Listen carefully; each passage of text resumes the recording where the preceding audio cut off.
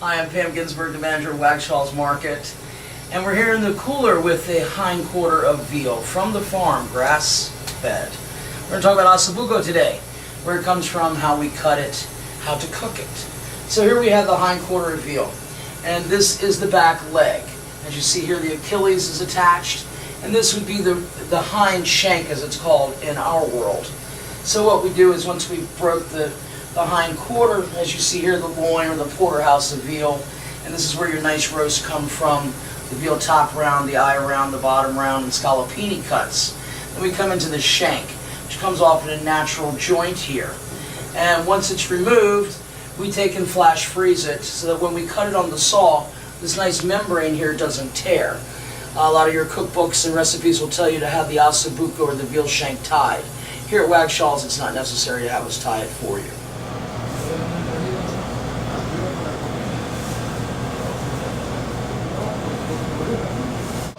Once the hind of veal has been broken, it's essentially what you get is a whole veal shank. Some recipes call for 1.5 to 2 inches, and we custom cut them to order. Veal is very perishable. It's milk fed, so you don't want it hanging around too long. It's not like beef where you want it to be dry aged. So here we have the front, this will be the end. We try not to give you these little slices here or too much of the bone. We like to expose the marrow. So this is how we cut it here at Wagshall's.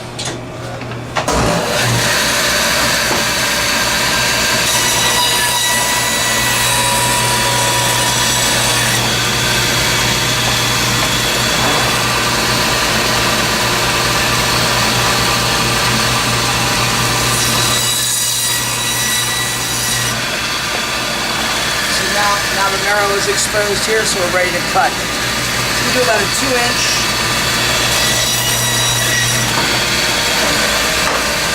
See how that membrane is nice and tight here, it didn't pull. Absolutely beautiful.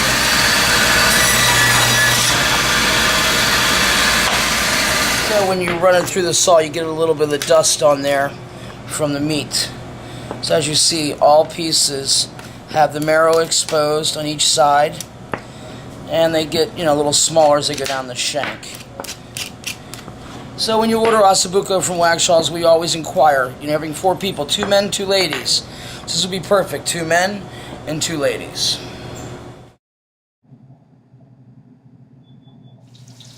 First thing with osso bucco is I always suggest leaving it out for about an hour before you cook it. This will bring the shanks down to room temperature. I dust each one with a little bit of flour, and then in a large cast iron pan, or just a really good pan, I warm up some butter to medium to high heat.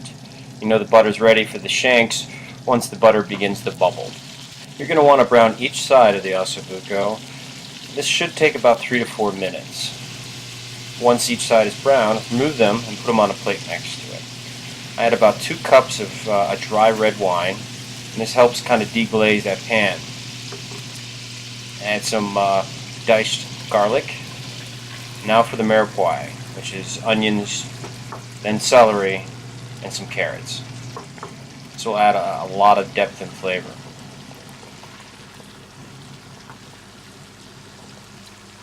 Once the mirepoix have been added, I reduce for about 10 minutes. After 10 minutes, I turn it up a little bit higher and do a high simmer until everything has been reduced to about half.